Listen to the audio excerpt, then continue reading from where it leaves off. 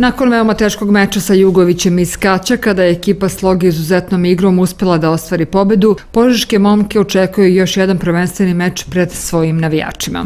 Dolazi ekipa Požarevca, dosta drugačiji protivnik od Jugovića, ozbiljniji, iskusniji.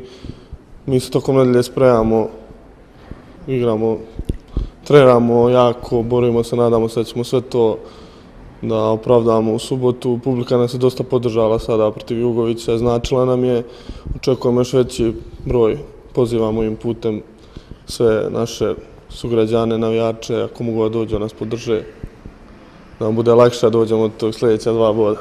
Nadamo se da ćemo pobediti.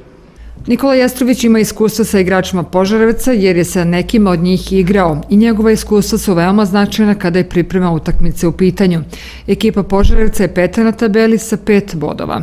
Kvalitetna ekipa, iskusna, par stvarno dobrih igrača i bit će teško, dosta teško. Ono što je karakteristika rukometnog kluba Sloga jeste da se svakoj utakmici pristupa na poseban način. Protivnik se detaljno analizira, pravi se plan i strategija koje se igrači pridržavaju da bi se na terenu suprotstavili protivniku na najbolji mogući način. Protiv Jugovića smo morali da budemo dosta brži, eksplozivniji, radili smo punim tempom, što ne znači da ni ove nedelje ćemo da spustimo tempo tamo posao, ali više ćemo da se obaziramo na te neke pojedince, individualce. Tako da verovatno ćemo obratiti pažnju malo više na tu odbranu.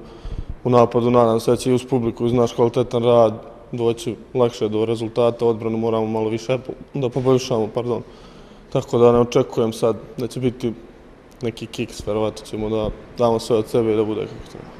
Utakmica sa Požarevcem igra se u subotu 24. oktobra u sportskoj hali u Požegi sa početkom u 19 časova i 30 minuta.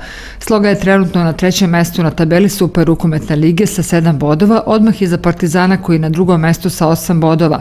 Prva je Crvena zvezda sa 9 bodova.